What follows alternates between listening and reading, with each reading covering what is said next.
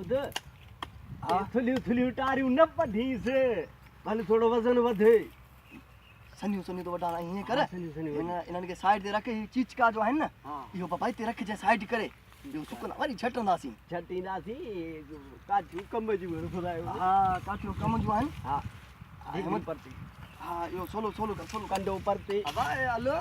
हलो छोकिरा छा था कयो अबा ॾिसी तो काठियूं पिया कयूं छो ही कम त ही यार ॻाल्हि ॿुध हाणे तूं बि माशाल्लाह पढ़ियल लिखियल आहीं सोच सम्झ करे हाणे कमंद भटारो असांजो दुबारा जी तयारु थियो आहे मिल वारनि अञा असांखे पैसा कोन ॾिना आहिनि हाणे ख़बर अथई काठियूं 400 रुपया मण कमंद सरकारी रेट आहे 182 रुपया ऐं उन खां मिल वारा घणा था ॾियनि 130 रुपया इन खां वधीक रुपयो बि कोन था ॾियनि ऐं वरी कमंद असांजो करण सां तयारु थी वियो वरी बि पैसा असांखे कोन था ॾियनि इन जे करे असांजो भला काठियूं कपाए गुज़र त कयूं न बाबा ॿियो छा कयूं बाबा कम त खां ई हे चङो आहे सम्झे हिते कानून अवतो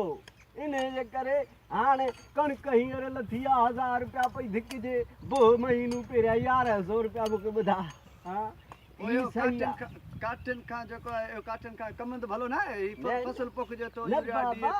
4000 रुपया ॾियूंसि था ऐं यूरिया 2000 रुपया ॾियूं त सही न आहे न साईं सुवाल ई पैदा न आहे हाणे तूं हिसाब लॻा ग़रीब माण्हू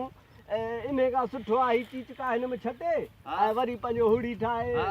वाह जो कमाईंदासीं ॿुधायो कर वाह जो सलाह ॾिनई हा बि ईअं कयां हा ईअं कर साईं मुंहिंजी ॻाल्हि ॿुध न हाणे हिन कमंद मां घणा आइटम था ठहनि साईं खंडु ठहे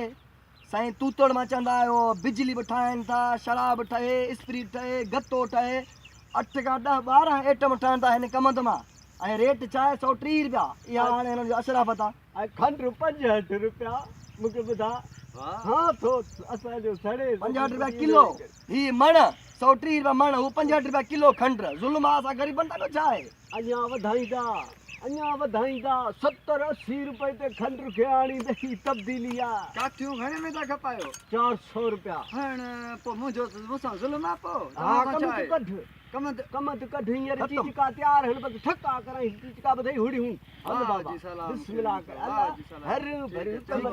कयां थो कोशिशि हा बसि अलाह खे सनियूं कारियूं सनियूं कढी